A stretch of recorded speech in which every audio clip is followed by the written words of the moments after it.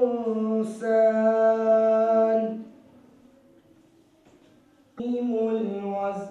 بالقسط ولا تخسروا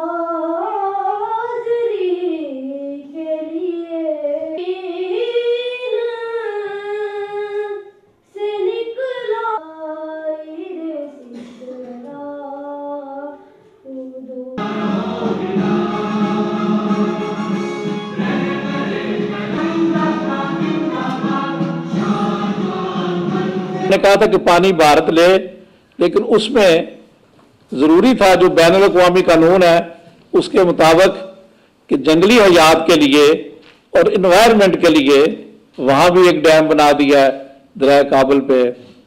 تو یہ درپیش خطرات ہیں، ہمیں بنجر بنانے کی سازش ہے، اور اس سلسلے میں ہمارا ادارہ جو ہے نظریہ پاکستان ٹرسٹ یہ مسلسل آواز بلند کر رہا ہے. جناب مجید نظامی نے، اللہ ان کو غریق رحمت کرے، انہوں نے مسلسل اس سلسلے میں ایک جہاد کیا ہے، آواز بلند کی ہے، اپنے اخبار کے ذریعے سے بھی اور ہمارے اس پلیٹ فارم سے بھی.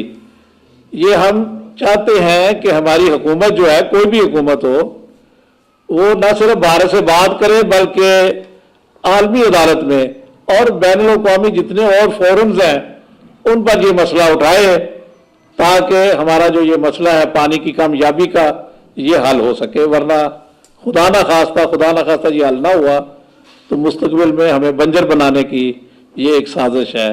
وہ ہمارا ہے، پاکستان کا ہے، انڈیا کا ناجائز قبضہ ہے.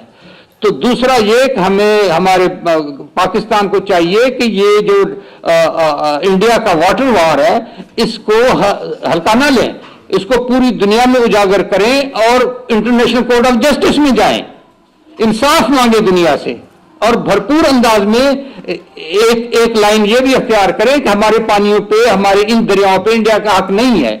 تو انڈیا ہمارے ان دریاؤں پہ کیوں ڈیمز بنا رہا ہے اور آبی ذخائر بنا رہا ہے، حالانکہ ڈیم کی جو گنجائش پورا ایک انجینئرنگ قانون دیا ہوا ہے کہ ایسے ایسے ایسے ایسے یہ چیزیں ہوں گی، وہ ان کی خلاف ورزی کر رہا ہے جس سے پاکستان کو نقصان ہوتا ہے.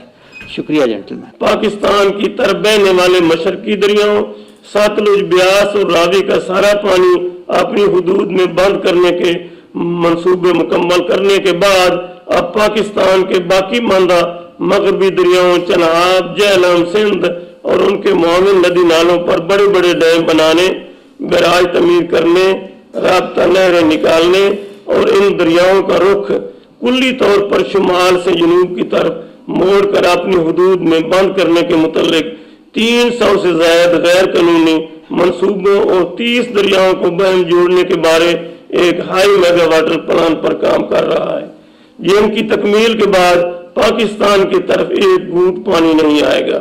یہ بھارت اور یہودی لابی کا مشترکہ ایجنڈا ہے جن کے تحت پاکستان کے خلاف ایک انتہائی خطرناک گمسان کی آبی جنگ لڑی جا رہی ہے. ریاست پلوامہ کا واقعہ ہی اس خطرناک آبی جنگ پر پردہ ڈالنے کے لیے بھارتی پلاننگ ہے. چونکہ بھارت اس طرح کے بیانہ خربوں سے پہلے ہی طویل عمرتی منصوبے مکمل کرنے کا موقع فراہم کیا جا رہا ہے. یہ بھی اٹل حقیقت ہے کہ بھارت سندھ طاس معاہدہ کے تحت کلی طور پر پاکستان کے حصہ میں آنے والے دریاؤں چناب اور جہلم کا 80% پانی غیر قانونی اور بیراج تعمیر کرنے کے متعلق اپنی حدود میں روکنے کی صلاحیت حاصل کر چکا ہے. اب یہ دونوں دریا نالوں کی شکل اختیار کر چکے ہیں. اب جس رفتار سے سندھ طاس کا رخ موڑنے کے متعلق بڑے بڑے منصوبوں پر کام کر رہا ہے، اگرچہ ہنگامی بنیاد پر بھارت کا ہاتھ نہ روکا گیا تو دریا سندھ کا رخ ہی موڑنے کے منصوبوں پر کام ہو رہا ہے. اگرچہ ہنگامی بنیاد پر بھارت کا ہاتھ نہ روکا گیا، سن 2025 تک دریا سندھ ہی نالا کی شکل اختیار کر جائے گا. اپنے ملک کے لیے، اپنے وطن کے لیے ایک بہت بڑا کام ہوگا. یہ چھوٹی چھوٹی چیزیں بھی ہم اگر کرتے ہیں تو دشمن ہمارا کچھ نہیں بگاڑ سکتا.